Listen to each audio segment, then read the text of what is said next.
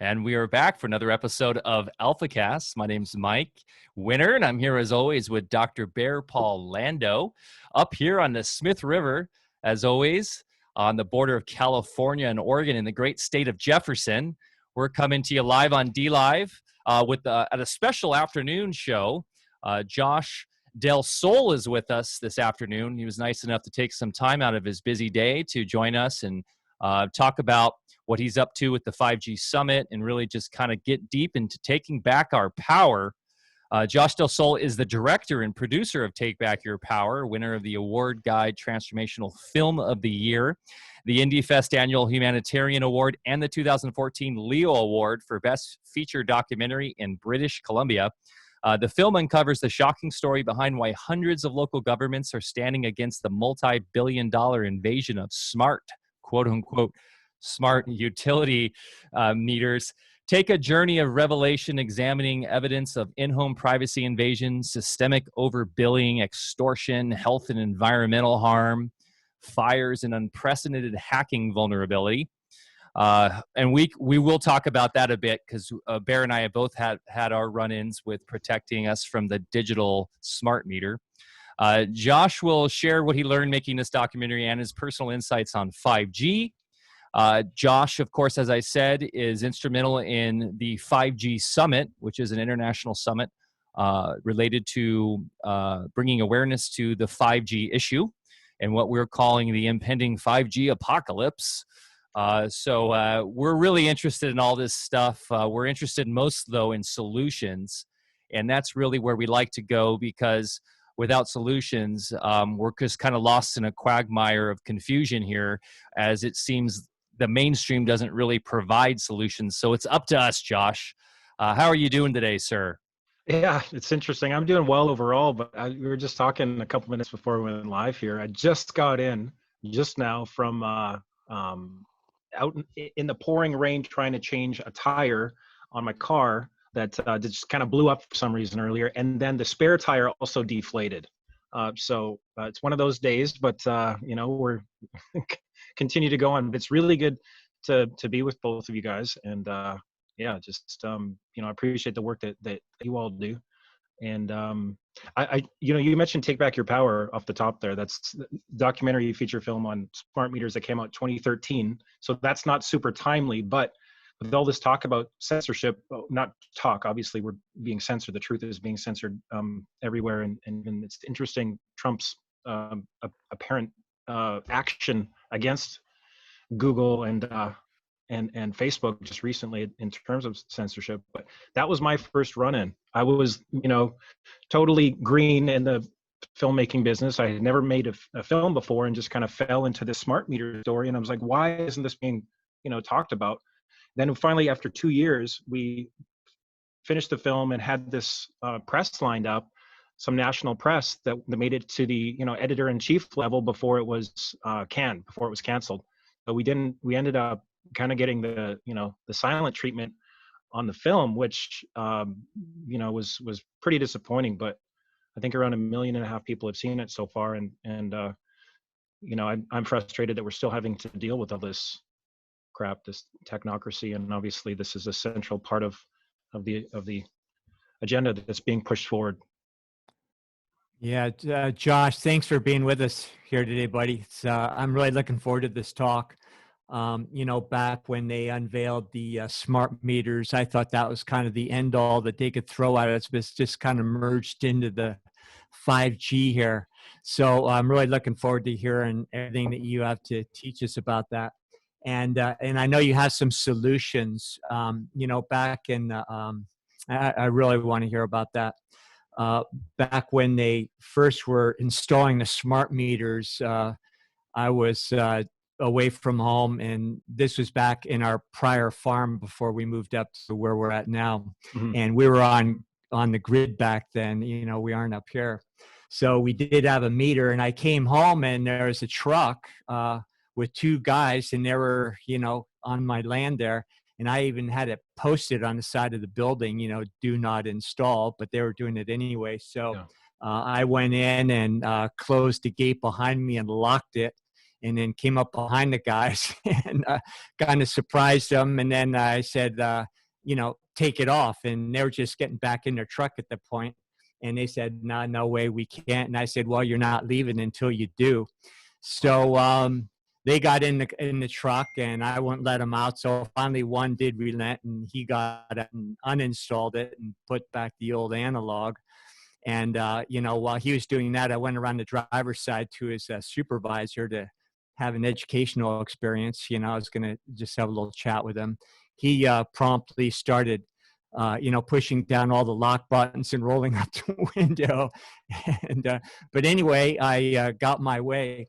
To give it a little more context, so, we lived in the Emerald Triangle in Humboldt County, a very remote area and this was before cannabis legalization. Mm-hmm. So there's a lot of notorious characters out there, including Bulgarian mafia and all sorts of folks. So anybody from the outside, felt a little sketchy going on people's land. So, these guys, I did kind of hurl a few little unveiled threats at them, and in order to get them to act. So.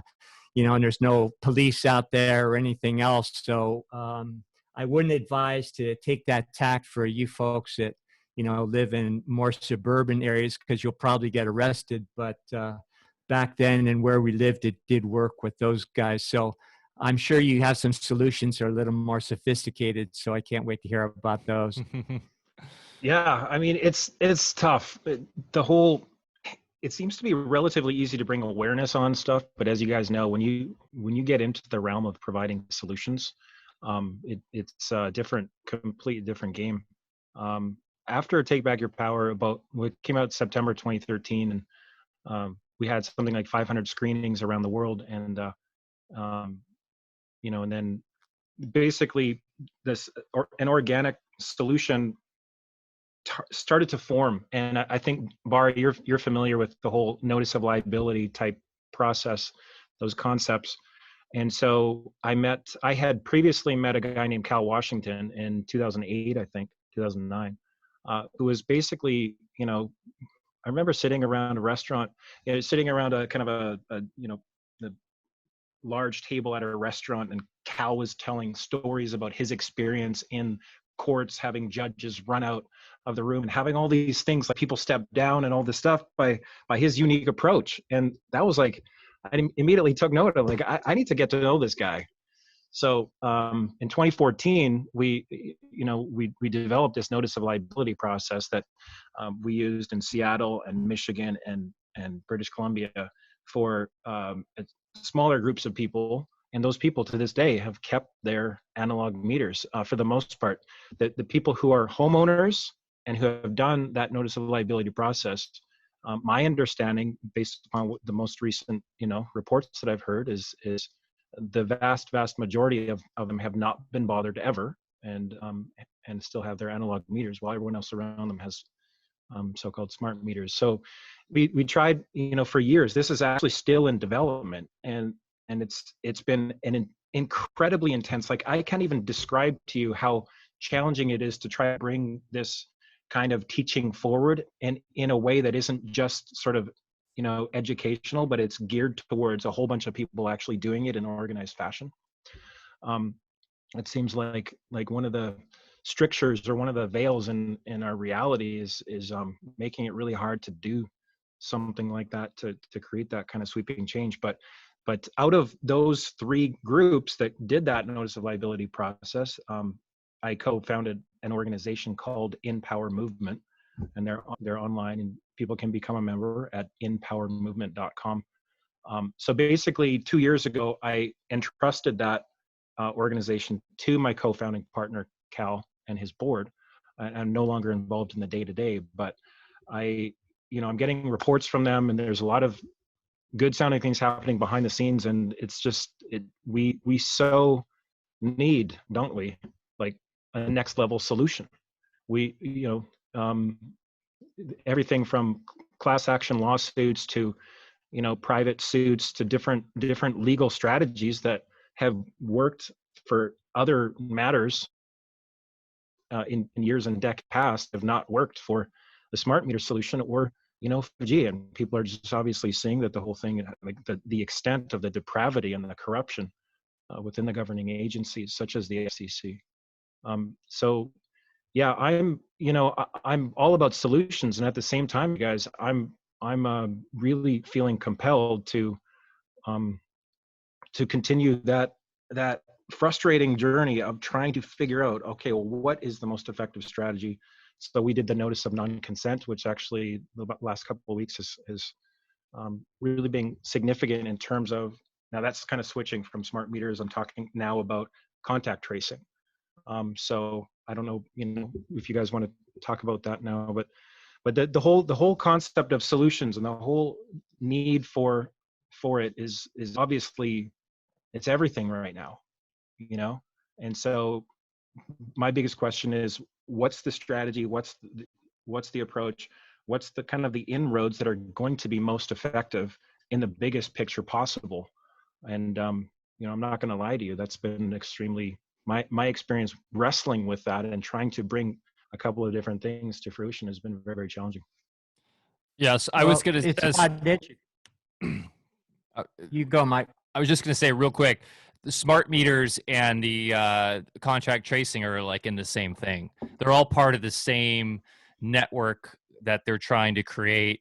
And I say they, the technocratic oligarchs, or whoever you want to call them, that are essentially have this vision where using 5G, using everything related to the smart cities, the Internet of Things, all connected in a massive centralized database where everything can be tracked down to the tiniest nanosecond. So the smart meters play a role just as big as the tracing and all of that. It's all rolled in together. Go ahead, Bear. Yeah, and put vaccines into that group too. Nobody has the right to inflict their will on another individual. And these corporations, it's not our government, these are private corporations posing as government. They especially have no authority. So what you're doing, Josh, is the most important thing, which is education. Yeah, back years ago, we were testing a lot of these things that you're alluding to in the courts, and a lot of us took arrows in our back because we were a few people that were finding out the truth. And because there's just a few of us, we could be isolated. There weren't enough people that had our backs. So what we need is numbers. And that's why all of us are out here talking on the internet these days, is to just educate the masses, because unfortunately we have a few generations of people that do not understand that we have the right to not have our free will usurped. And that's what's happening.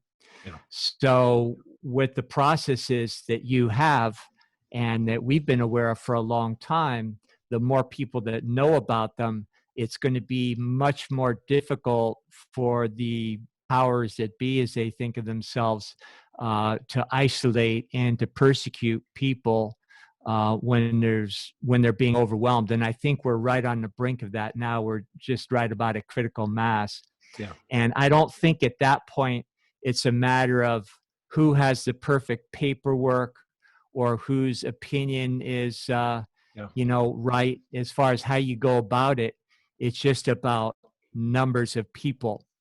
And so please carry on with what you're talking about. And what Gandhi called satyagraha, right? Soul force. Excuse me. I'm trying to make it so my camera's not less. No, that's worse, isn't it? I'm blowing out here. Anyway. So the PA wasn't there today. Sorry, we were going to send some help, but we're low on budget right now. I should have my stuff together. I actually haven't done a lot of filming from this location, like interviews, and still kind of getting things obviously set up here. But so I wanted to ask you guys about one of the things that really interests me is that concept of free will. And we live in a free will universe. The concept of consent, tacit consent or implied consent, tacit acceptance legally. How it's always in the fine print, in these like corporate things you sign or you digitally sign or whatever, that you're giving your rights away. But to me, that's fundamental, understanding that this is a free will universe. And when you see it, you know, I've been hearing talk about this for a long time, and you hear people say, well, they, you know, the globalist technocrats, you could say, or the agendists, whoever and whatever they are, you know, and whatever forces behind them, it's almost like they have to project, they have to tell us their plans in advance, and they do so through movies and through, you know, different outlets, through the media and schools and whatever. But they have to telegraph that agenda, and if we don't say no in the correct way, then we've said yes legally. And I think that carries in the upper levels of our reality too.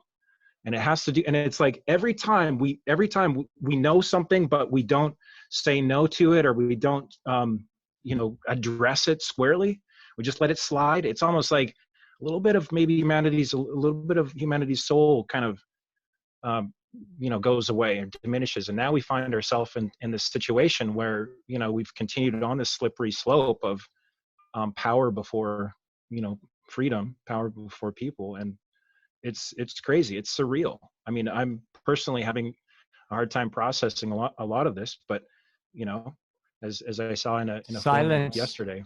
Yeah, go ahead. Silence is acquiescence.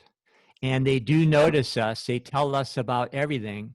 It's the code, because these people that know exactly what they're doing, they're sociopaths, but they, in their code, they understand that they have to have a little loophole and justifying taking people's free will. So if we're noticed, even if it's a movie, you know, that seems like a science fiction movie on top of it, they just say, hey, we told you so. Also, everything that gets done to us is with all of these fraudulent contracts that we don't even know we're agreeing to in the first place. Yeah. And of course, if anybody learns a little bit of what you're out there teaching now, you know, you can negate or void any of these contracts very simply and get your power back. And I especially like what you're saying about it's really at the soul level, something much deeper and much more fundamental. Because, you know, on our show, we even talk about how this holographically represents you know, just our lack of initiating our own will force, which is what we're here to do, to become independent creators and to have the right to not be encroached upon. If we don't exercise that power, then that will holographically, you know, translate into your body and into your health, where, you know, microbial and cellular events that normally would be a normal part of biology all of a sudden start taking over the machinery, because on one level we have not drawn our line in the sand, so to speak. Yeah. That has to play out on every single level. Yeah. And that is also, you know, and even in homeopathic medicine, we have a name we call miasms, where root races of people historically went through exactly what we're going through right now, and they became the seeds of all the so-called diseases that we still experience to this day. So here we are back again, just to see if we can muster it up, just simply say no, don't give our energy to these people, and you know, clean up our act so we don't have to keep repeating history. Yeah, well, that's deep. What do you think, Mike? I mean, basically, it comes down to one document that, and it's not the Constitution, it's the Declaration of Independence. And, you know, a lot of people forget that is a founding document, and that's something we can always look to, and that's based on fundamental natural law and universal principles that will never go away. And the founding fathers, they were, you know, deists. They were tapped into these universal notions that go all the way back to you know, ancient times, and these are universal laws that we, you know, nobody learns in school. I mean, you get a little bit of education in the States here on the history of it, but you hit the nail on the head in terms of our sovereignty being coming down to our free will. And if we don't know we have free will, then we're losing the game right out of the gate there. So the institutions that we are raised in terms in the West, and actually, what's frightening to me is the whole world is based on this structure. We talk about the UCC, the Universal Commerce Code. Is that right, Bear? Yep, The yeah. Commercial Code. Uniform Commercial Code. Thank you. The Uniform Commercial Code. The fact that every single country in the world is a corporation. And I've had meetings with business partners whose fathers, even billionaires and stuff, who you think would know this. And, we're talking about it. And I'm like, well, the US Inc. is a corporation. And he's just like, get out of here. I'm sick of these conspiracies. And I said, call your attorney. Yeah. Ask him.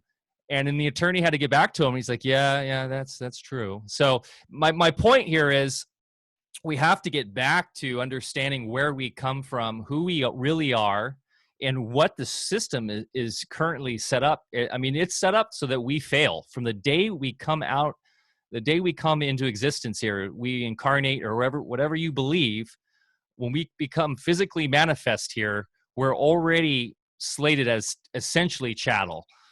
We are already put into a system where they think, when we say the they again, the technocrats, those who are kind of manipulating the reality right now, I call them the dark black magicians. The archons. The archons, sure. The black magicians. And that's exactly what it is. It's black magic. And what's wonderful to see is people are waking the hell up in droves right now. And we had a private conversation today with some of our admins on the Telegram group. And Susan, shout out to Susan, had made a great point. She said maybe they are these creatures or the manifestation of and I called it like the inverse polarity that they are. They're here on purpose to force us to wake up. So we can look at them. I've thought about that a lot. Yeah. Yeah, we can look at them as something that's actually really positive, because that's why we incarnate in this reality to begin with, is so that we have the density so that we can grow. Otherwise, we're floating around in perpetual bliss, right? And so, that's what Tantra is, right? The tension between two polarities. I'm not talking the sexual stuff is part of it, but just in the Vedas, the Tantra, the tension between masculine and feminine, between left and right, and between dark and light, and good and evil, and all that stuff. And we find ourselves in the middle of this this seemingly dualistic experience. But it's interesting what you say, at a high enough level, in a high enough dimension, is there that oneness in which it is self-organizing, and it's essentially loving in its core, and it's wanting us to wake the hell up, because it's not, and when I say it's not ultimately separate from us, right? Isn't that the teaching, that in this holographic fractal universe, it's the whole idea of the reminder a couple thousand years ago that this is the temple, right? This is the temple, not some external thing. And so if this is the temple, if the source of our being actually lives in here, then I think I have thought about that a lot, Mike, that idea of maybe there is a benevolence behind all this nefariousness. And at the same time, I struggle with it. I both can see the potential value and potential truth of it at a high enough level, but down here, this shit is real, and they're wanting to wipe us the fuck out right now. Excuse me, but it's I was talking with a friend about this the other night, and this whole idea of, doesn't the value of the adversary lose its legitimacy as soon as we're talking about annihilation here, right, of the race, of losing the biological incarnational template for human beings? And so I struggle with that one. I'm like, yeah, but okay, I can see the value, and all these people are waking up and we're going to make it through, but really, are we? Or is a portion of humanity going to make it through? The whole remnant idea, I'd love to hear your guys' thoughts about that too. And it sounds like, Barry, you're of the perspective that there's, we've been here before, right? Time is maybe spiral, and this has happened 6 or however many times before, this great cataclysmic shift and the challenge of our species. But these are some of the things that I struggle with, and would love. These are the fun things. On that. These are the fun things that we like to talk about because it's at the essence of everything. That's why we love Rudolf Steiner. Yeah. Because Steiner really knew this is what it was all coming down to. And what's crazy is he said it's going to happen right around now. He talked about vaccines 100 years ago. He said vaccines are going to take people's soul away, essentially. But yeah, sorry to interrupt. Go ahead. No, that's okay. That's what it's all about, is you're right, disconnecting us from spirit so that we don't have the physiological ability to move off the hamster wheel in the reincarnation cycle, so that we're in perpetual simulacrum of sorts that they can feed off of. And I know this gets a little wild for a lot of folks listening right now that aren't as tapped into this stuff, and it seems esoteric, but really this comes down, what's great about Steiner, and Bear is way more versed in this than I am, and I'll let him take it from here in a second, but is that he was very scientific in his approach and how he explains this. And he, in Edgar Cayce too, you know, Edgar Cayce saw a lot of the same struggle coming. And so the sleeping prophet was tapped into the Akashic records, or whatever we want to call them, that while I struggle too with what you're saying, Josh, the amazing thing is with the fractal nature of reality and our consciousness is that we're never trapped, where this is just one aspect, one timeline that we're experiencing right now. And I think that's something important to remember, is that we split off into fractal timelines, and we've chosen this timeline to incarnate here. So we chose this battle. This has already happened. It's happened an infinite amount of times, and we've chose to be involved with this right now for our own. It all comes down to our own growth. So we chose to be here right now so that we can go on this ride, so that we can take from it something for our spiritual growth as we go back to source. That's kind of how I see it. So with that, a lot of the fear leaves. And one more guy I love, Manly P. Hall, who really knew Steiner well. I just listened to an amazing talk that he was talking about finding happiness in any aspect of this density, this reality. He's talking about people in Auschwitz, in the concentration camps, how they were able to find happiness there. And it's all about perspective. It's all about spirituality and understanding the greater kind of narratives that are going down, in stepping back, right? Stepping away from the ego a bit. But anyways, these are the conversations we love to have. So thanks for taking us down this channel. Bear, what do you think?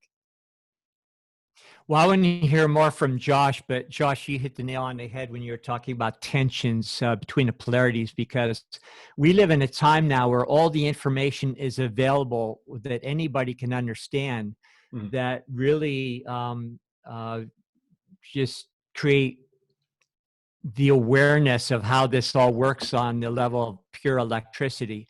So as we are capable as individuals of producing thought, those create those polarizing vectors that, you know, and the two polarities will create a tension, and then that tension, you know, seeks balance from that point on until they're unified and go back to universal.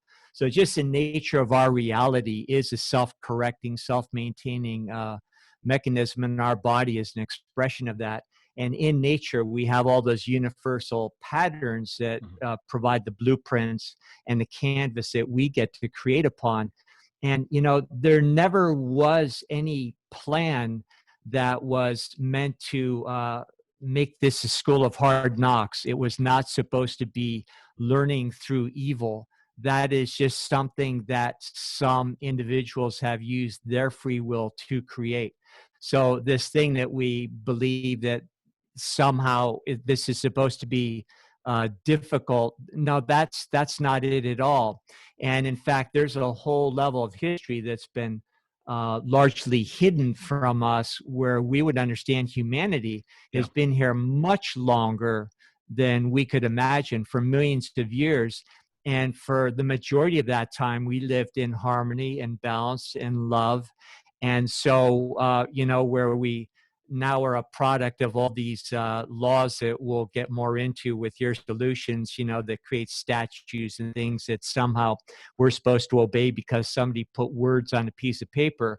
Well, they all go back to the Vatican and the Royal Society and so forth. And that's where it all began, really more in recent history, where for whatever reason, certain individuals, because their fear was greater than everyone else, decided that they needed to control everybody else. So here we are.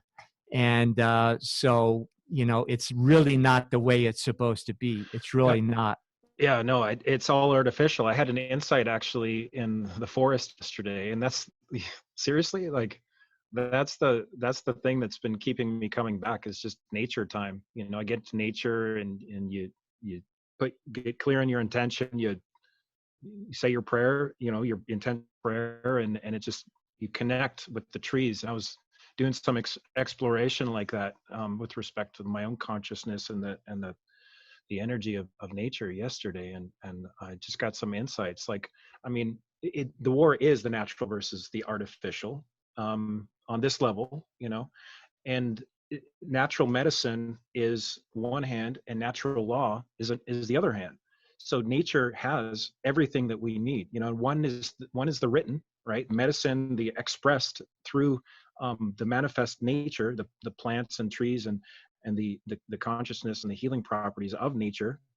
That's obviously what's being suppressed right now. That's the written, right? It's manifest. And then the law, natural law, is the unmanifest. You might think of it the opposite, thinking law is written. But what I'm talking about is like the principles of the self-organizing principle, the sub-principles of that main principle, which are beneficent.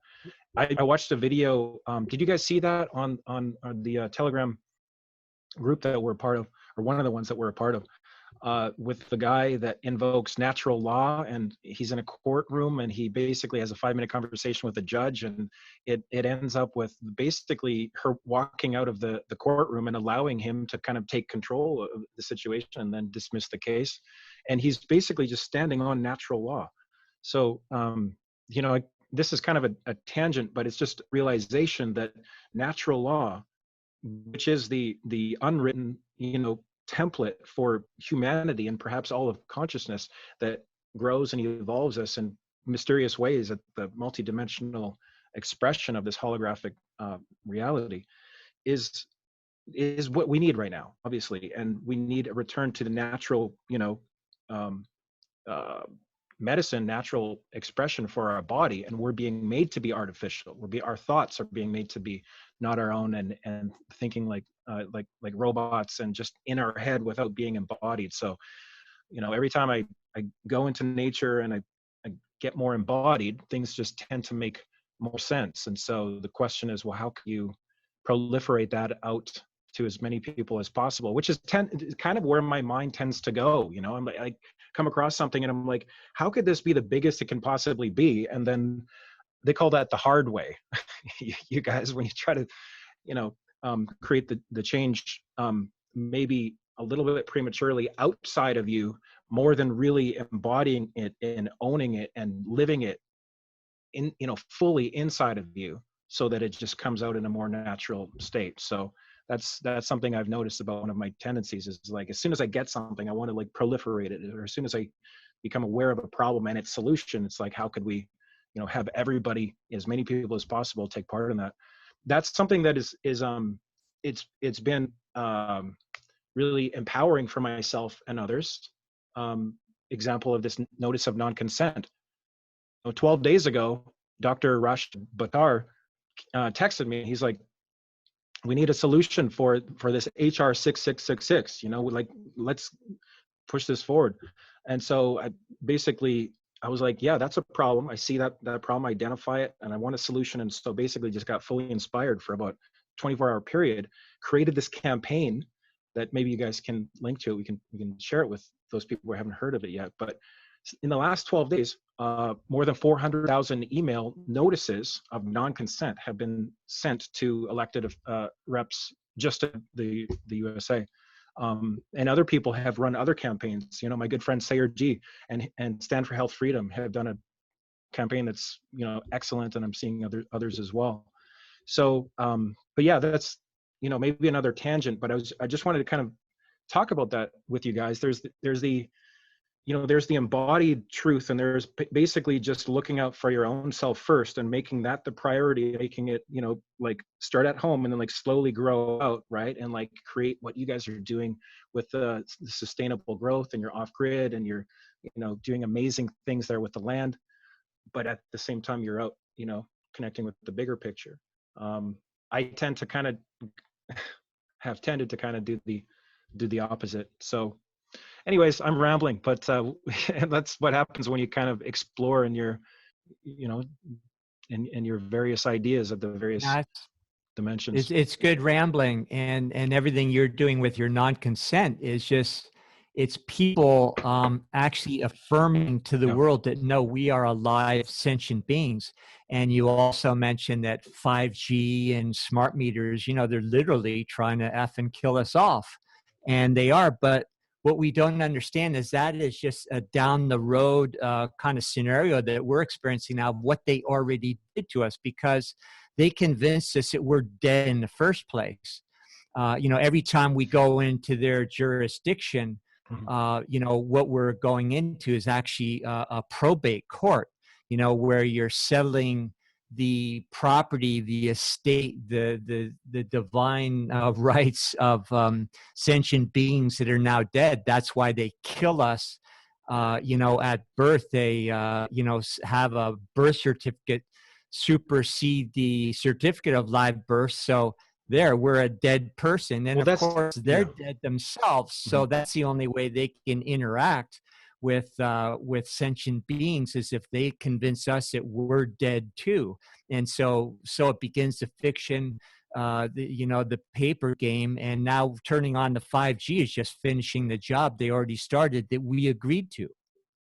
So do you see like this awareness of what you just said need to reach critical threshold levels, like critical mass levels, you guys? Do you think in order for things to shift? Or is that just, like you say, one strategy of a certain that will resonate with a certain percentage of people, and then the grassroots is part of it, then the legal sort of in the box measures, with lawyers are part of it, then the intentional,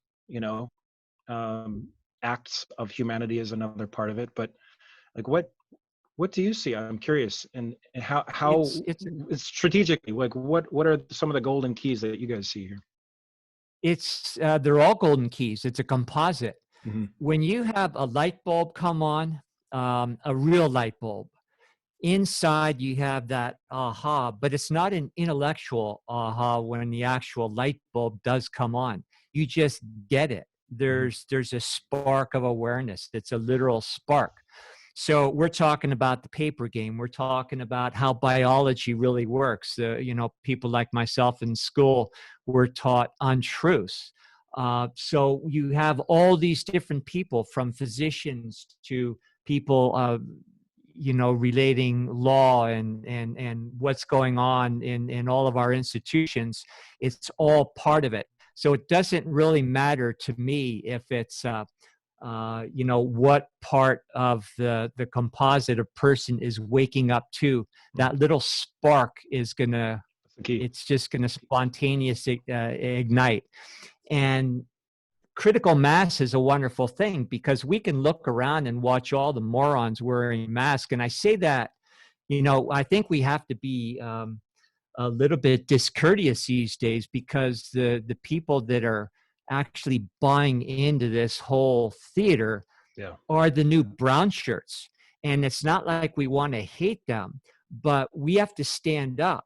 Yeah. So if somebody is discourteous to you and says, hey, where's your mask? Or you're 5.5 feet instead of 6 feet away from me, we just have to just sort of give it back to them these days, because I think for so long we've been silent, because people that are truth seekers just naturally want to be, loving and kind to each other.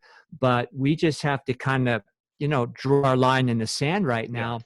And that is going to allow that critical mass to happen much more readily. And critical mass, remember, is just a fraction of the population. So even though it appears that the media and the masses are still just totally dumb, Mm-hmm. we're way closer than what we think. So to answer your question, Josh, I think we're right there. And I think what you're doing, what people, physicians, like Buttar that you're talking about, coming out and talking, some of the people that we've been doing talks with doctor panels.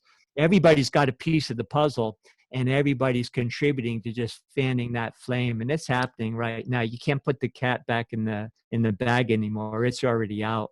Yeah, I like that perspective. Something that we do in that notice of non-consent is it's pretty short. It's pretty simple. It's like a page and a half, and it's actually undergone about 3 revisions now.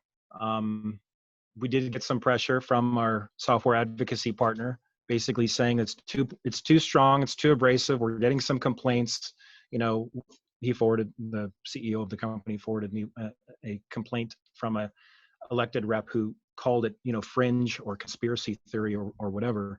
So in order to keep our business relationship with them, we actually had to soften it, but we did soften the core. And the core is, it's my understanding that I have unalienable rights as recognized in the original US Constitution that cannot be separated from me. And secondly is that those rights include, but are not limited to, the following. And then third is these are the ways in which these rights are currently being harmed, and these are the ways in which further harm is being threatened to me. So, I've identified the word harm is significant in these processes. And basically, there's some contextual language before and after it. I think it's had an effect out there. And I think that some of these elected reps, they might not read all of their emails, but part of what they do is they look at numbers. They look at how many people are writing me or calling me or, tweeting or whatever about a certain topic. And when it reaches a certain level, they start to, their balance of motivations begins to shift, because within that system of control, the gatekeepers are all being influenced with money, right? And they're getting bought off, and they're being made promises, and they're being blackmailed, and all of this stuff. But when the people rise up and begin to say, like, no, and here's what's going to happen, that is you're not going to enjoy to these gatekeepers if you continue to cause harm, and then things can begin to shift. And I think the critical point at which that happens, at least in my understanding, is when those people in those positions of carrying out the agenda, which whether it's up here or down here at the local level, become convinced that the awakening is real and that these people are legitimate and they're not going away. That not going away thing is key, right? So it's just, the notice of non-consent, it's powerful. It's kind of like an initiatory, an initial sending of a thing. If you've never sent something like a notice to your elected reps or even a letter to your elected reps, I highly recommend you do it, because it facilitates the expansion, I believe, of that aspect of free will, that aspect of your soul in your body and your life, that can then, that spark, as you say, Bear, can continue to grow. So if anyone out there, or for anyone who wants to do this, it's at bit.ly/action-USA. So I know you guys. I put it in the I put it in the chat right now, and it'll be in the show link too. So bit.ly/action-USA. If you're not in the USA, I'm sure there. I know.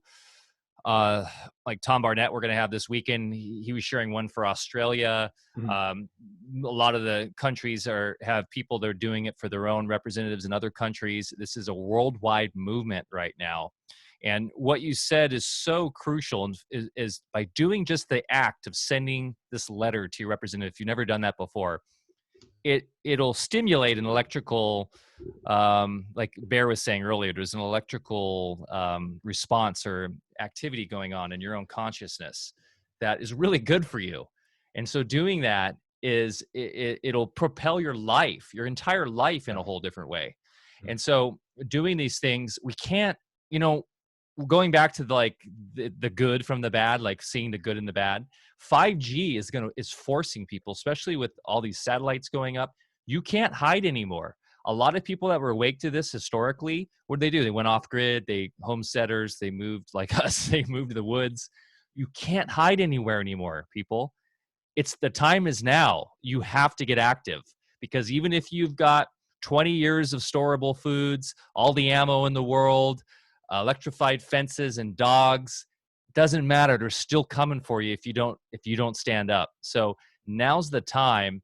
And Josh, you're providing us with a great solution, and we thank you so much. And we'll make sure we get this out far and wide. And time is now to get activated, guys, because I don't think we have much more time. We're just looking at the agenda of what's planned here, and it really is the harmonic forces, going back to Steiner, trying to egotistically or whatever show that they can control nature, that they dominate the whole entire paradigm, from the act of being born to having kids with the whole sterilization program and the transhumanism, to monitoring and tracking, to controlling every aspect of nature, from the food with the GMOs to medicine with now all these crazy new vaccines, these RNA and vaccines they're coming out with to go right into our genetic capabilities for our future generations. I mean, this is now like,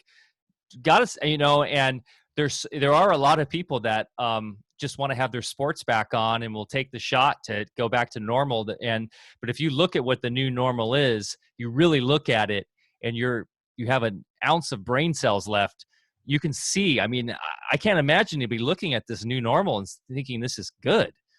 So you're providing a great solution right now.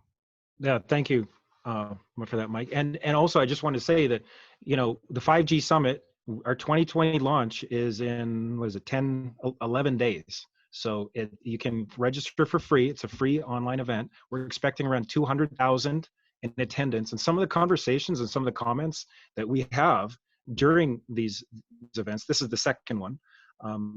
It was the summit was originally launched last August and September, but some of the conversations are the best part, in the comments, people exchanging ideas. So if you go to the5gsummit.com, it's a free registration. You'll get the notifications when we go live on June the 1st.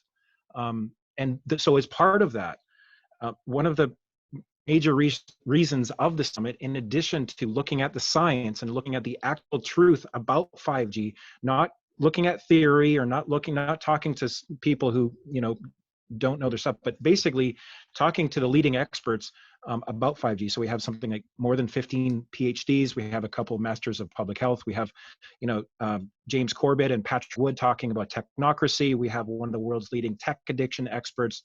We have, various social commenters in addition, but we get the goods on the science around 5G and health effects, primarily. I mean, it covers other areas as well, but we need to know what is the science on wireless radiation and immune system effects. That's really up right now. We need to know that, right?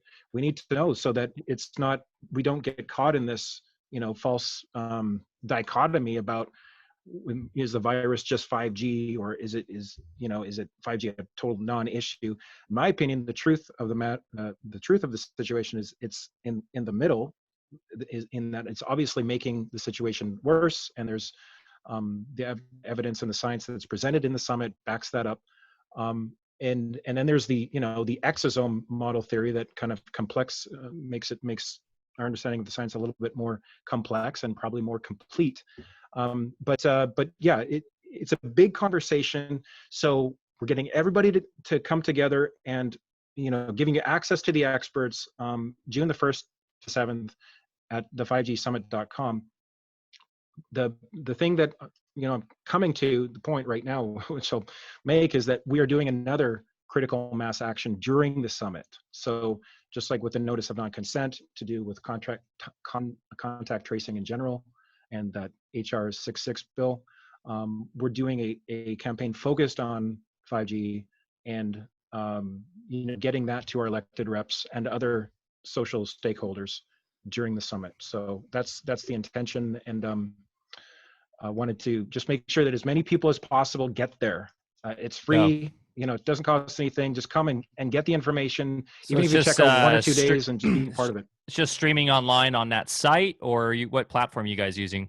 Yeah, it's streaming online on the 5gsummit.com. And yeah, basically it's the platform is just embedded Cool. embedded with their own system. But yeah. Was the original one last? I remember when that was happening. That was actually, where was that again? Because that was an actual event, right? Well, ours was an online event. At the same Okay. time, there was an EMF conference about a week later, I think last September, that was happening in California. Was that in San Diego? I don't think so. Oh, okay. I remember one with RFK Jr. was at, and that was a big one around that time. So I was curious if you were affiliated with that. Well, he's in the summit. He's a speaker in the summit, but I don't know what in-person summit that he might have spoken at. He's a powerful force. We love him. Yeah, I mean, it's crazy how it's all ties together, right? Everything ties together with the 5G. It's, the health issues, the tracing, the tracking, the controlling. It's why it's so important for the system moving forward. And you could look at this system as its own kind of creature, its own evolving creature, and it's got a lot of momentum right now. And so it's important, to stand up and say, no, we don't want this. It's detrimental to our health, our psychological health, to our family values, all that, to our sovereignty, et cetera, what we've been talking about. But then where do we go? We need alternative solutions, because let's be frank here, we're moving towards a new technological epoch, no matter what. I mean, personally, and we kind of talked about this today on Telegram a bit, Bear was like, oh, I don't mind going back to the 70s and getting on a payphone, dropping a quarter in to call someone. And that's cool. But as someone, I'm actually a technologist, and I love technology. I feel like it adds so much if it's done in a holistic, correct way. And if you have the right culture around it, where we know, that you got to get away from it and use it at specific times, et cetera. And if we could have analog technology that's next level, using crystals and using quantum and all this stuff, maybe that's the way. But I think that's going to be really important, is 2 points here: giving alternative solutions for humanity moving forward that will allow us to stay connected more than ever, because there is a lot of power. Look at what we're doing right now. I mean, we're streaming worldwide. You're in, another state, and Bear's on the other side of the mountain on a satellite sending his image up. I mean, Mike, but the thing is I take exception, because our technology is not representing natural law. Our technology is a one-way electrical vector.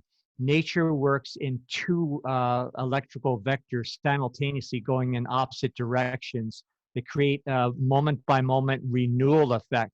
So yeah, it's kind of cool that we're all talking here together, and we're all in different locations, but we can do this much more elegantly, much more three-dimensionally, if we really want to get into what our technology should be giving us. And it would definitely be doing it in a way where it's not detrimental to our health. And Josh, you're right on with everything you're doing, because 5G and smart meters are the real virus. I've been playing these word games for about 40 plus years now, and seeing how they use words against us. Do we really think it's a coincidence that they call the virus corona, when anybody can just do a little bit of thinking and understand that corona means an electronic discharge? And these discharges are what are interfering with the primal forces that create this entire simulation, including our bodies in the first place.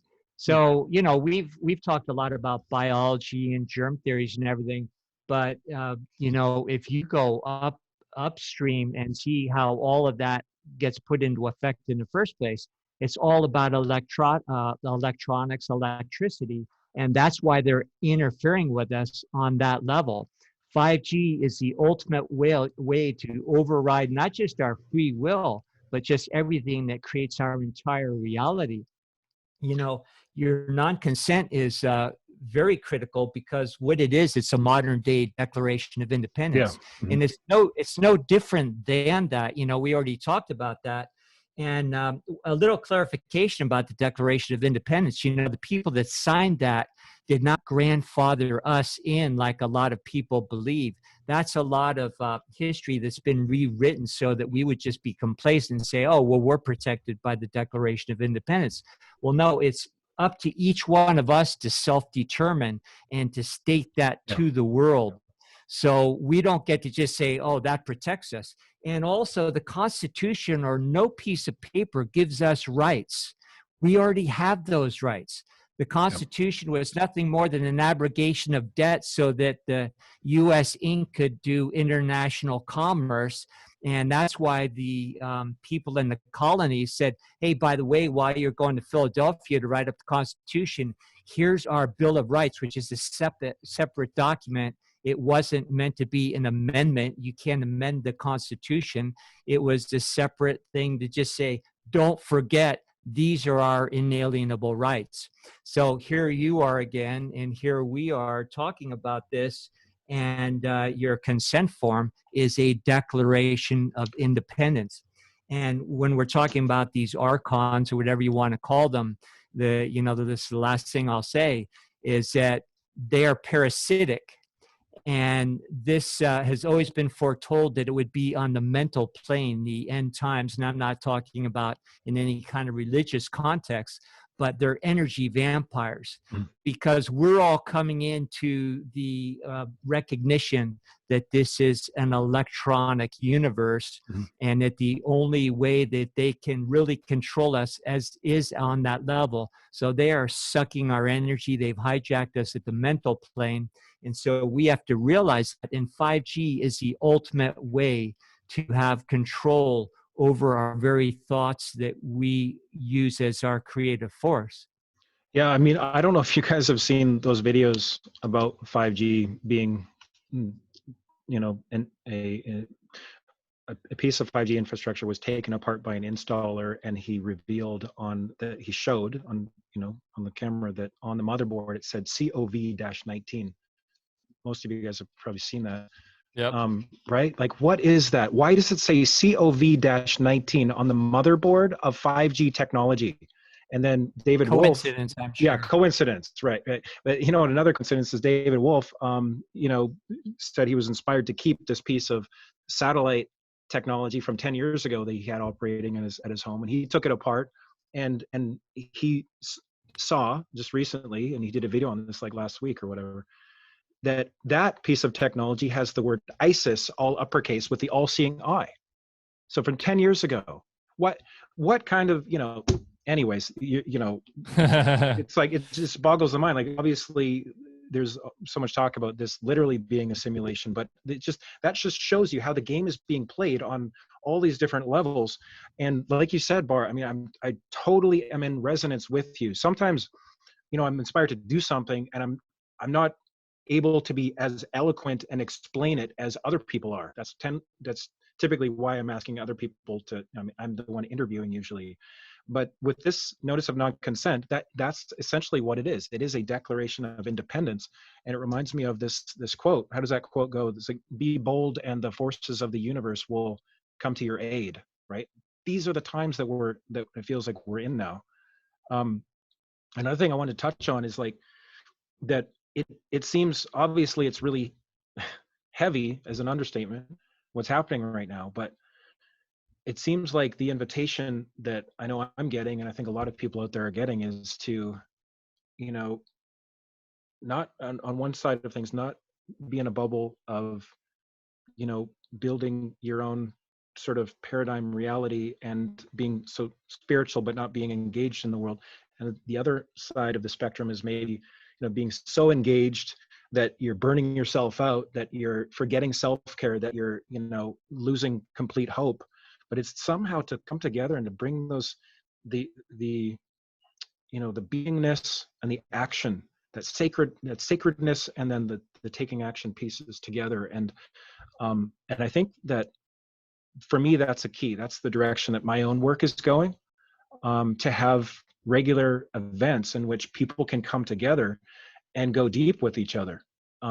Whether it's a synchronized meditation or prayer, or just a, people to hold this space for each other. And like Lynn McTaggart's The Power of Eight, idea. Well, what about the power of 8,000 or 8 million or whatever? But this idea where, we're engaging those hidden dimensions of our consciousness and holding intention for each other, praying for each other, whatever that means to us. And then that energy going out from that service of life, that service to each other, that service to the all, going out and infusing into the actions that we do, so that we can ideally spend 2% of our time and energy saying no, and 98% of our time and energy creating the yes, creating what do we want instead. Looking at, well, there's 12 patents that in telecom companies have specifically that say how their technology could be safer, but they're suppressing them, that they're scuttling them. Like what can we learn from those ideas, bring that on into the light, ask questions. Why is that being done? Why are those patents there but being hidden? Obviously we know the answer, but bringing it out in the light, and then putting the energy into, well, what do we want to create instead? Stephen Wybrow is a friend of mine in the 5G Summit, and he echoes that thought, that reality and realization that we can only create our way out of this. So on one hand, we need the Declaration of Independence, right? We need to say no, and you need to do it properly in a way that isn't,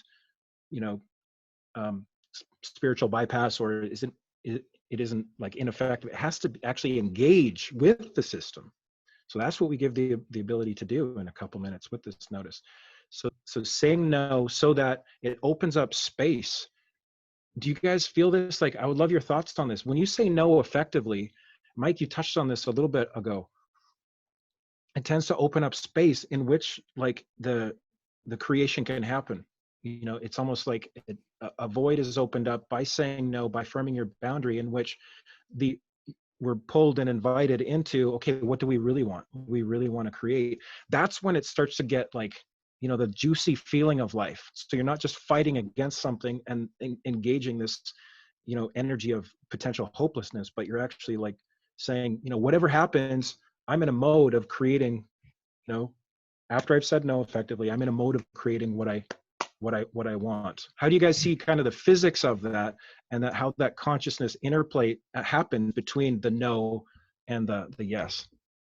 Well, the physics of it is, it goes back to will force again. You can say no a million times in a row, but until you actually back that with an energy that comes from your conviction that that is your absolute right, and fully within your capacity to draw your line in the sand, then that will happen. I remember back when our kids were young, we had other parents who would say, well, how do you get your kids to mind so well? And, we never yelled at our kids, and we weren't dictatorial, but when we said something, we meant it, and we had a unified front, and we just said, well, we just say no, and we mean it, and the kids know it. That energetic comes through real strongly. So when we as a people and as individuals actually understand who we are and our divine right, then we will state that, and the universe, it's not just us at that point. We're drafting the entire universe, which supports each individual's right to be self-determined. So I think right now, a lot of people will look at pieces of paper and give them power. And I've seen that a lot in the patriot community, where people do these processes in court, and they say, oh, I filed a piece of paper and it didn't work. Well, no, it's not that the piece of paper didn't work. It's that you didn't really have the conviction behind it. To back it up, yeah. People, exactly. Then I've seen other people, and I've been involved with processes myself, where, it's not nearly as elaborate or detailed as some of the paperwork I see on the internet. And we just go in there and we state our purpose, and here it is. I stand by it, and everything goes away, and we have our victory. So it all comes from inside. Again, I guess that's what I'm trying to say. Mike, sorry, you go ahead. What do you think? Well, it all comes down to doing the work. You got to do the work for yourself. I mean, this is self-actualization, uh, the manifesting your reality. Back to the solutions aspect, we got it. The Buckminster Fuller idea, right? Create the reality you want to see, not what the Yeah. controlling matrix is doing. And that's kind of where I was getting at with the technology aspect, which Bear rightfully, chimed in on that, which was what I was getting to, is going, we talk about this a lot, is the analog concept of technology, or as Bear says, the dual impedance, or the natural, actual real technology, like the Teslas, the Walter Russells, the people we talk about every darn show. Mm-hmm. They were there. I mean, we've had this technology. If you go down the Tartaria rabbit hole, for all we know, we've had flourishing, civilizations using this technology a couple hundred years ago, where we were Mud floods. exactly. So what happened, right? So we have, obviously, there's an agenda at play here, and those that go down that pathway of, hey, this is the greatest apex of humanity we've ever been, and we're going to go to the stars and all that. That's great. I want to go to the stars, but let's do it the right way so that we can have future generations that are going to be here. But so my point of this is like coming together and manifesting together. So you were right, Josh, when you said we got to do the work inside first, but yeah, we got to come together. Mm-hmm. My thought has weight. Bear's thought has weight. Your thought has weight. When we all put it in the basket together, now it's, it multiplies exponentially, and it manifests, I believe, a lot faster. So if we can all put our eggs in the same basket and use really exciting new technologies that aren't the ones that are sent to demean and control and diminish, but like, for instance, I'm really into decentralization, into blockchain, and into these kind of things. And if they're done right, in the right way, and if we have the backbone, Bear, using the type of electricity and the things that you talk about that are the real holistic, technologies that aren't just sapping one direction, then we have alternative means that we can take to give solutions and alternatives so people aren't trapped. Because, like, once again, it's great to initiate that no, but then where do you go? Yeah, exactly. So there's a lot of work to be done, but people are excited about it, I think, because they're waking up in droves, and they're seeing all these possibilities with every new area being shut down. You have new areas that open up, and it's just the way of the world. Yeah. You can't dam a flowing river, and life's a river. It's going to go somewhere. The water needs to go somewhere. So anyways, yeah, Josh. So going back to the 5G summit now. So you talk about, you guys are kind of hitting all sorts of different angles here from, what's interesting to me is you mentioned the technology dependence, right? This very technology that's so harmful. We found that, screen times are just crazy, especially with the younger kids. Something I battle with my kids all the time is minimizing screen time. So it's like, kind of relating to what I was just saying, what are the solutions there? Because we're being funneled into this reality where we have to be on these apps all the time, and we have to be interfacing with this technology all the time. Yeah. What are some solutions there that can help people kind of have some alternatives so that we can say, no, we don't need this. We have this instead. And maybe it's just awareness, and maybe it is just getting out to nature. But what are some of the things that you think will be brought up at this summit in terms of that? Well, there's immediately when you sign up, you're invited to basically download a whole bunch of free gifts that are available instantly. And one of those is one of my favorites is a talk by a building biologist named Orem Miller. And so people can go and sign up and immediately watch that talk now, even before June 1st. And so it's to the effect of identifying what 5G is, what it is not, and the second half of it is how to make your home safe. Orem and I wrote another resource that is free on the summit. Is Orem and I wrote a 19-page ebook, a short ebook called 7 Effective Ways to Make Your Home Safe from 5G and EMF Radiation. And it's kind of a misnomer, the title, because there's 7 categories, but there's something like 35 tips, 35 ways to make your home safe. So mitigation of wireless especially, but also dirty electricity and magnetic fields and different aspects of harmful EMF is one of the main pillars for solution. It's like protecting your home and making it as safe as possible, even if you're even if there's infrastructure around you. Another one is, like, I was kind of debating on whether to wear these, the blue blocking glasses, right? That's what I'm wearing.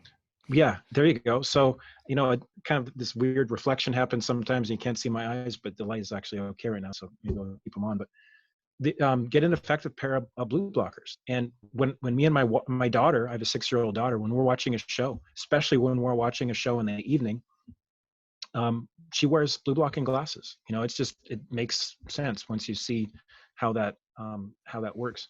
Yeah, it's a must-have for my kids. If they're doing Yeah. any screen time, they have to have them on, or they don't get the screen time. So those are precious to them. They keep them in a specific place. It's like because we know the blue light, right? That can really be detrimental to especially young developing brains. Bear, you might know more. I mean, I know you know more than I, but the blue light, we haven't really even talked about that much on the show. But in terms of what sapping, what's the that was the melatonin or whatever. Yeah. So anyways, go ahead, Josh. Sorry. Actually, I'm shopping for a pair of glasses online while you guys are talking here. Do they have any stylish ones out there? Swanwick is a company that I recommend. And there's also another one called mitohq.com. I'm not sure if they're live with their new models, but swanwick.com. Yeah. Swanwick's good. Okay. And then let's see. I mean, there's multiple different areas that are explained in that talk with Orem at the end of it, and in especially that PDF, that ebook, the 7 effective ways. But basically, it's shielding yourself, and from that point, actually, maybe I'll touch on this. Is one of the most powerful tools you can own at this time and going forward is a economical, effective EMF testing device. So there's a couple links to some of the brands that I recommend. One is called the Safe and Sound Pro Meter, which is out of stock right now. Another one is called the CoreNet ED88T Plus. There's links in the PDF, but that one's like $160, I think, and it actually shows you, it goes up to 8 gigahertz, and it shows you the dominant frequency. It shows you how high the pulses are and so forth. I really like the Safe and Sound Pro, but unfortunately it's out of stock. And then the third one that we're recommending is called the Acoustimeter. Just type in Acoustimeter in the search engine, you'll find it. But those devices do is they immediately make the invisible visible, right? So they immediately show you, and anyone that's around you, you can show anyone, and it's the most convincing thing when people can see and hear, auditorily. You can hear the pulses from your wireless, or the steady state, whatever type of electromagnetic radiation it is, through that device. You can see how high it is in relation to both the science-based safety standards and the false safety standards by the government agencies, and you can determine the safety of your immediate environment and take steps accordingly, because most people don't know that your potentially fridge is transmitting a signal, your TV, your smart TV is transmitting a signal, and there's a simple way to turn it off, and different devices transmitting a signal, and you don't know that they are, and you don't know how strong of a signal it is unless you have a testing device like that. So that's something that, like, imagine if that kind of technology proliferates to the extent where that's just common knowledge, it's common awareness, it becomes one of the main foundational things you do to take back control and the health of your environment, of your home. And then it just goes out from there. A second extreme, well, maybe not extreme, but a second very important need that I identify is specifically, I mentioned that those typically go up to around 8 gigahertz, but we really need right now an economical 60 gigahertz, millimeter wave frequency testing device. That's absolutely critical. If there's whatever geniuses are out there to make this happen, I know of 4 groups who have, in the past 12 to 18 months, each of them has said to me, Josh, we're serious about this. We're going to make it. We're going to do it. I haven't heard of any reports of any device that can test 60 gigahertz specifically for under $30,000. Maybe there is something out there that needs to be promoted that I haven't heard about yet, but I still haven't heard about it. So the reason why, obviously, I mean, many of your viewers are kind of already aware of this, but we absolutely need to determine the prevalence of this new unlicensed spectrum of 58 to 64 gigahertz is unlicensed now by the FCC and other governing agencies. Just like 2.4 gigahertz is, for example, was one of the frequencies that's unlicensed for Wi-Fi for general use, that they don't need to go out and get an application to broadcast at the frequency. So, and as you know, many of your viewers are aware, there's evidence to suggest that at 60 gigahertz specifically, something may be happening that is very unique in terms of the oxygen and the hemoglobin in the oxygen in the atmosphere and potentially in our bodies, and the hemoglobin and its ability to function properly. So these are questions, and the only way that I can determine, I've looked at the science, I've talked to experts about this, and it's kind of this gray area. We don't know where 60 gigahertz has even been deployed. We don't know if that's what the Cameron Kyle, what's his name? The doctor and the whistleblowing doctor in New York.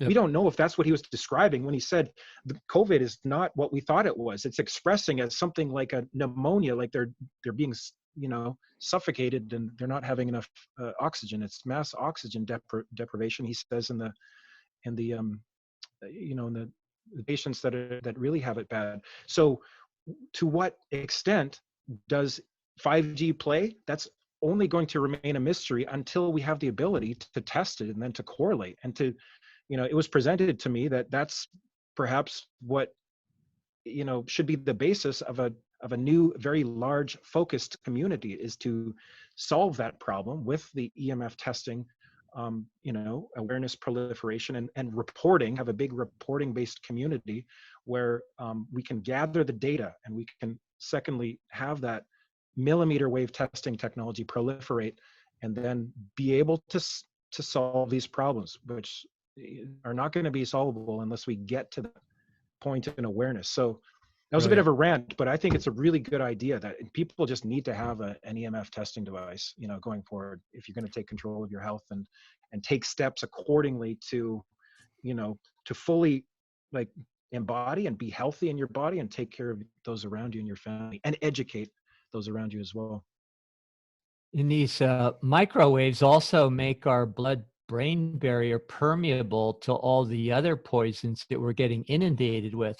You know, when I was first in practice, a lot of these neurological diseases were very rare, MS and ALS, and Alzheimer's now, that's affecting so many people in my demographic.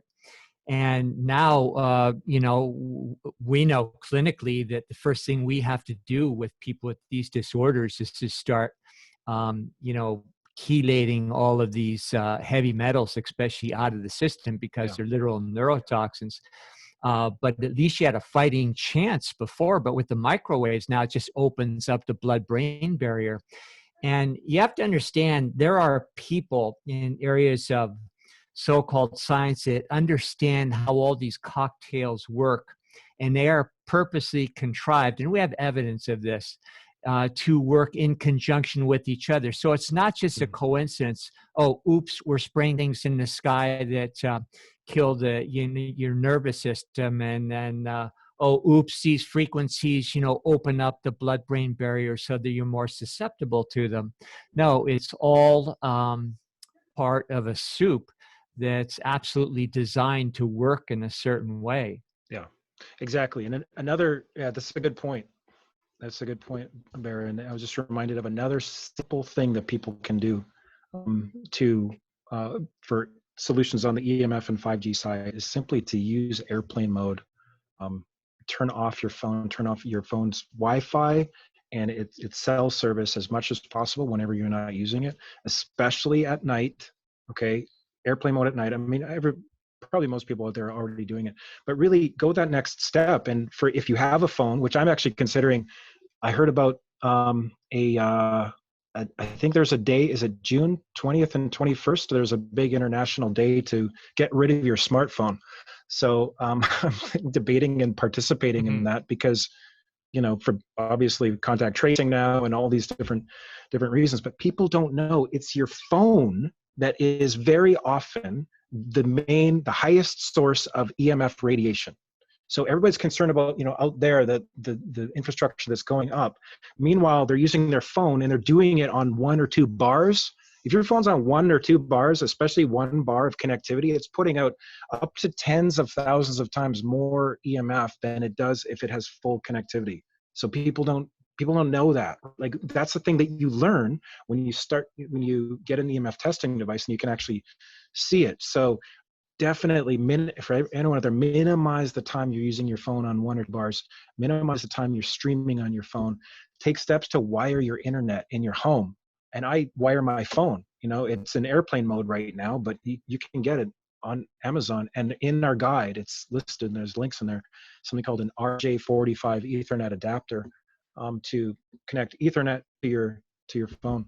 And importantly, to do that, turn off the Wi-Fi in your home. Start by doing it at night if you haven't done it already.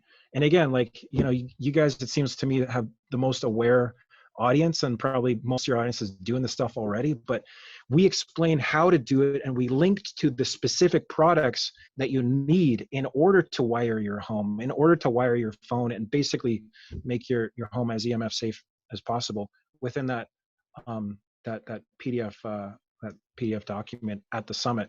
But we have Dr. Martin Paul, he has a 2-part, there's 2 interviews with him at the summit.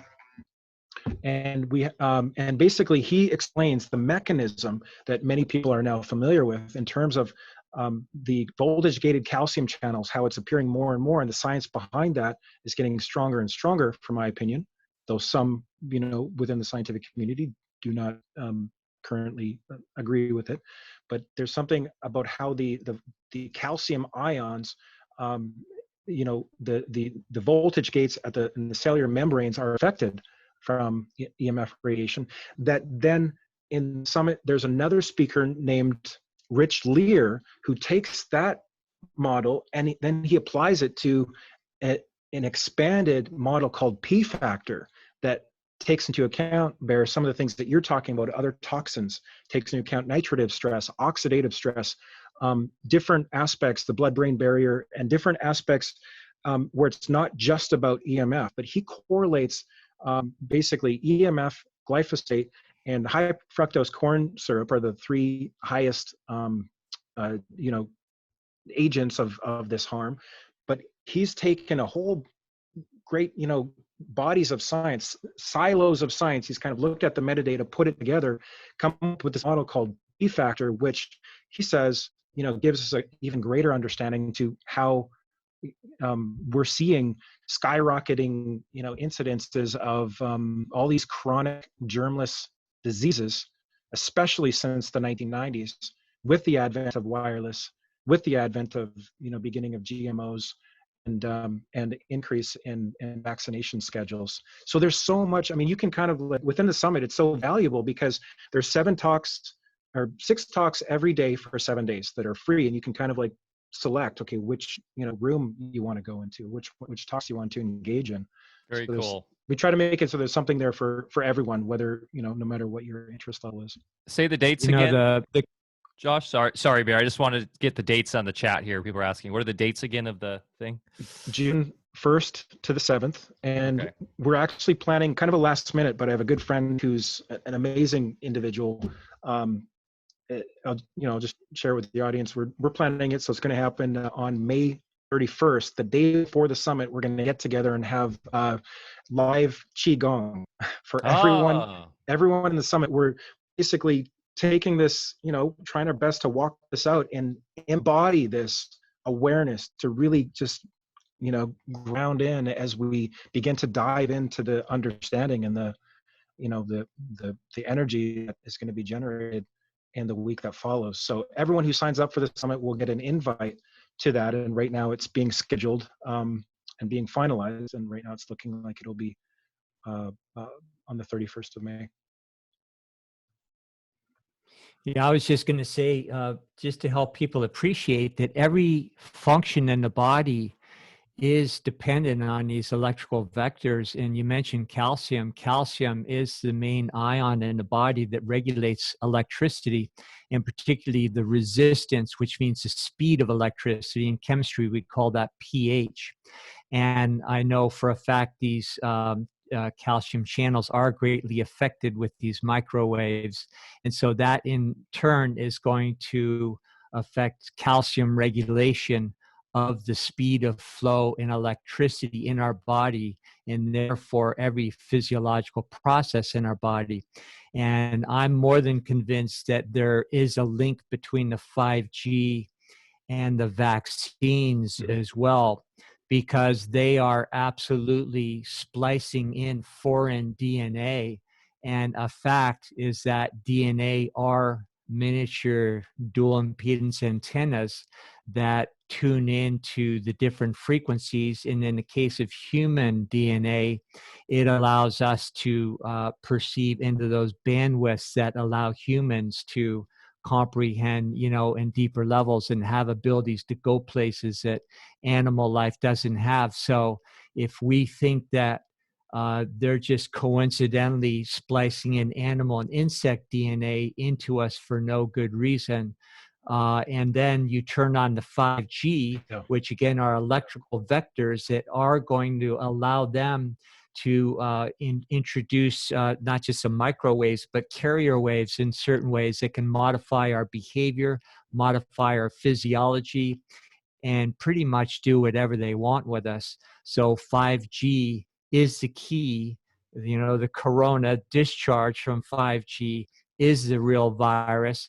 Absolutely, they're concocting things in labs, and also our chemistry.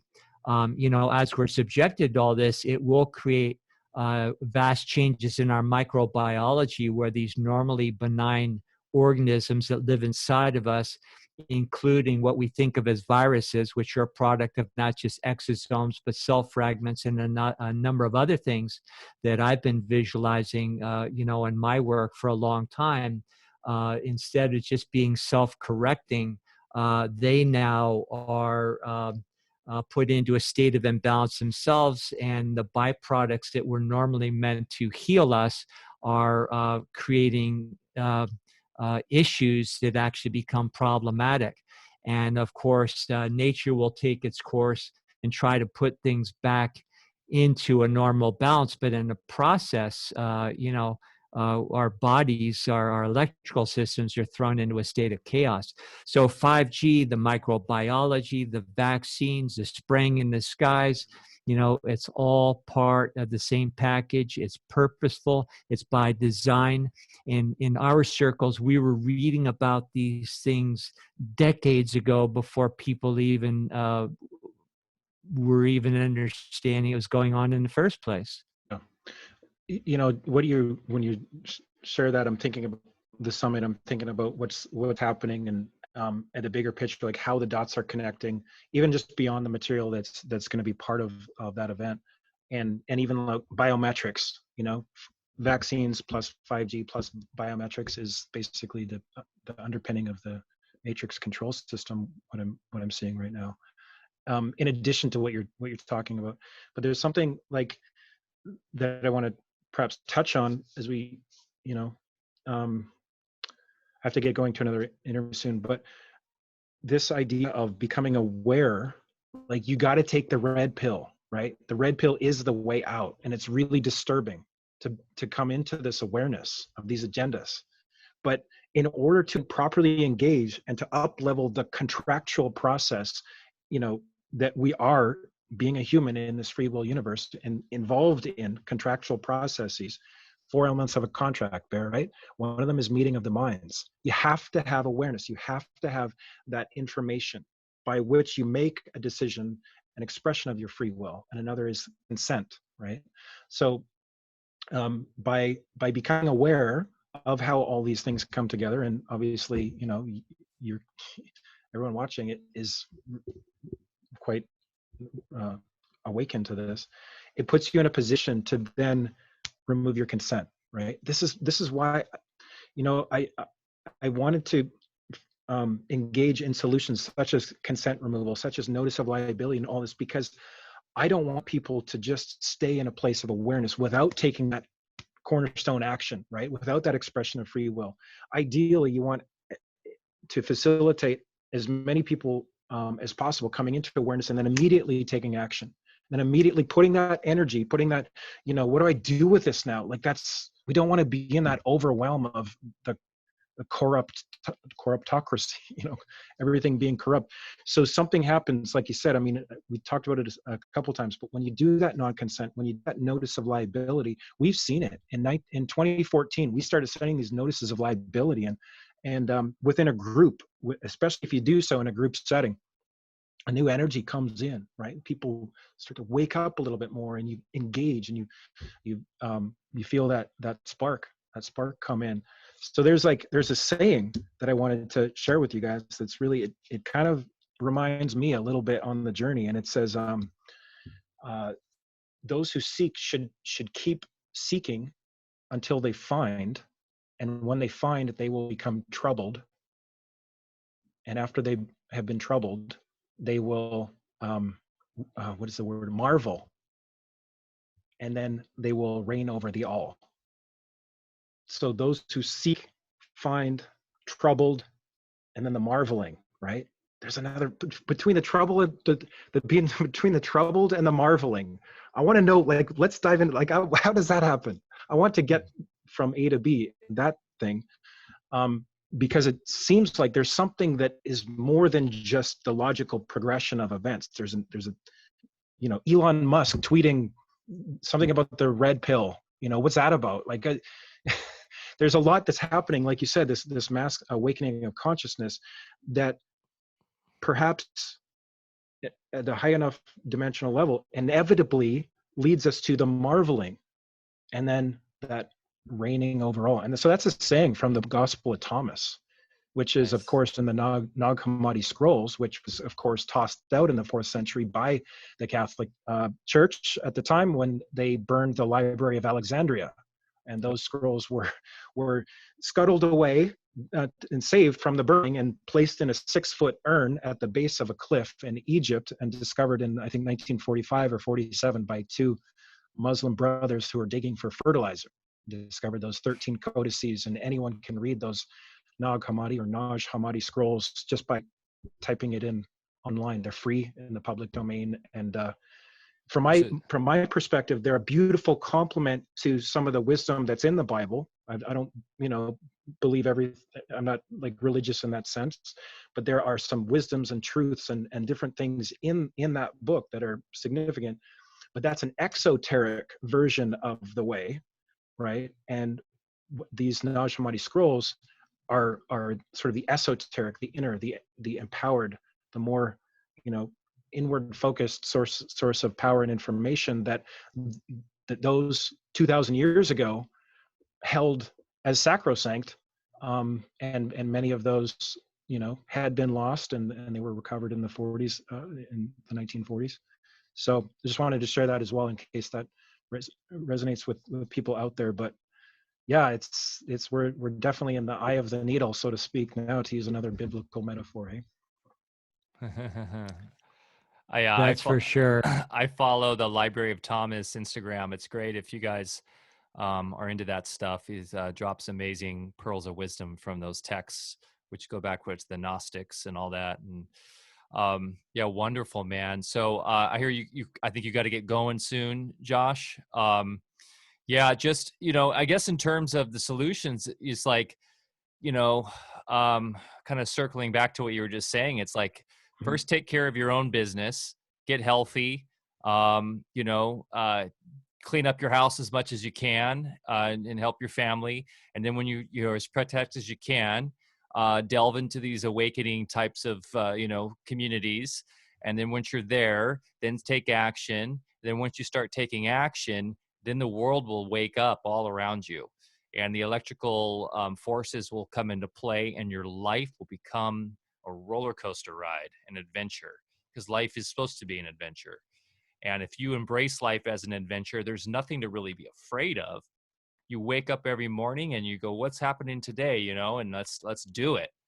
And if we can all have that mindset, then the world's our oyster, no matter where we're at. Going back to Manleafy Hall, if we're in a concentration camp, which is pretty wild. So Yeah. So there's solutions for your body, for your health, for removing your consent. And I didn't mention, but there are solutions specifically grassroots. Like what are the legal strategies? What are, 75 plus cities working with a group that we're helping people get connected with? What are they doing? What's working? What are some of the wins? What are some of the victories that are happening even in the past, year with regards to 5G?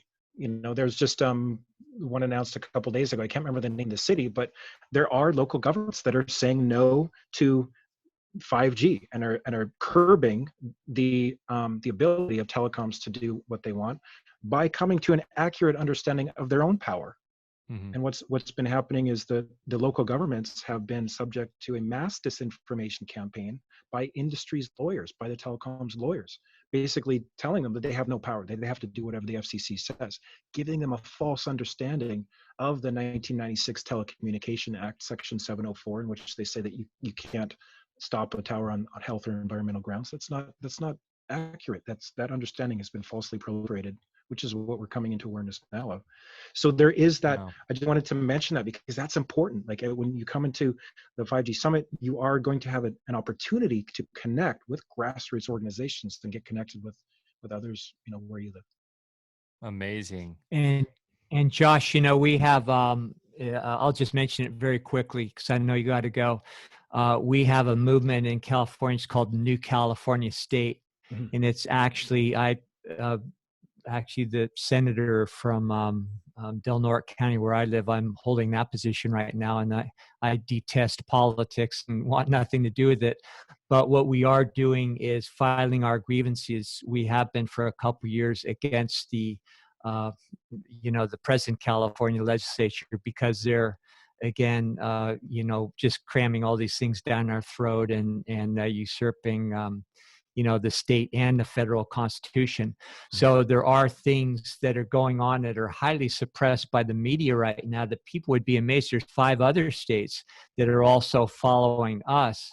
And a lot of our biggest issues are no, there's not going to be forced or mandated vaccines. There's not going to be 5G in these things, unless it's been tested and so forth. So there are very large political movements and groundswells going up that are on a large scale that that are happening and are working. So folks just need to get on there. I think it's time where we all have to be active. Josh, you're one of those, one of the leaders, the activists out there that are creating movements that other people can jump on board. But people, you have to do something. You can't just sit back and say Josh is doing it. You can get on board and draft Josh, but you still have to do something. And a lot of us that live off grid, out in the woods and everything. And I know there's more and more people that are seeking that kind of remedy also. Mm-hmm. If you don't think that they're not going to come after us and, interfere with our ability just to, have the independence we have because we're off grid. No, they'll come back after everybody. So we need to group together. Josh, thanks so much for everything you're doing. And I really want to stay connected. And I know we share some common circles. So I know we'll be seeing each other more and working together. But thanks again for your time today. You've been generous. Yeah, thank you guys so much. I really enjoyed this conversation. It's just good to come on and be real with Tribe. So thank you. Yeah, thanks, Josh, for joining us. And I'm really interested in the Qigong aspect too. And I think that's important, right? Remedies for your physicality, for the law, but also for your soul and spirit. And hey, we all become Qigong masters. We can just see these EMF waveforms and just move them and push them away and become the ninjas with our consciousness. I mean, there's just so much that we don't know and that we can uncover, and it's really exciting times. So that's really cool you're doing that. So hey, thanks again, and thanks for everybody joining us today. If you enjoyed this conversation, please give us a thumbs up, a like, share on whatever platform you're on. Please subscribe. If you're on YouTube, subscribe to us there, or DLive, iTunes. Give us a review. we're platform agnostic, and we're looking to get more decentralized on future platforms too. So keep an eye out for that. You can, of course, join us on Telegram, t.me/AlphaVedic. That's where our community resides on the daily for the most part, or on our Patreon, which is our co-op. If you want to get discounts and join the co-op and get more active internally with us, that's patreon.com/AlphaVedic. AlphaVedic.com is the site, and we have our brand new site launching, AV 2.0, launching Monday, Memorial Day. So look out for that. New products, a whole new aesthetic, focusing on the agricultural side. Really exciting. We've been working our butts off on this. So please go to AlphaVedic.com Monday morning and check it out. So thanks again, Josh, man. This was a great chat. We really appreciate you and everything you're doing, and we'll be there at the 5G Summit. We'll get our whole crew there, and we'll be in the chat rooms, rabble rousers, as we always are. So Awesome. look out for us. And hey, everybody, get outside and grow something. Get your hands dirty. Go out into nature every day if you can. Thanks. Have a good one. Cheers. Thanks, guys.